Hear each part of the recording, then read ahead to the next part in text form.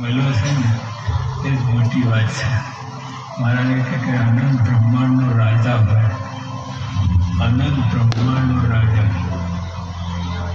પણ તો જે સત્સંગ ના હોય તો તેનું જીવન અલેખ્ય છે. તો જો આ સત્સંગ મળ્યો છે એટલે અનંત બ્રહ્માંડનો રાજા હોય એના કરતાં શ્રેષ્ઠ છે.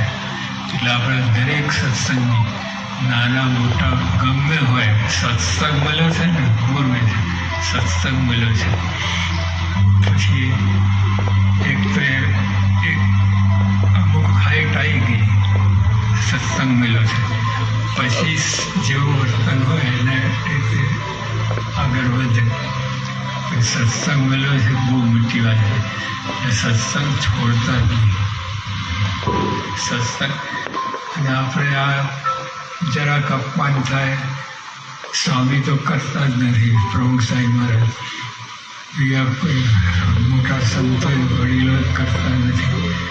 પણ કોઈક આ સત્સંગમાં જેની ગણતી ના હોય એ તમે અપમાન કરીને તમે નિયમ લઈ લો, આજીવન નિયમ લઈ લો કે આ મંદિરમાં પગ મૂકે બીજો.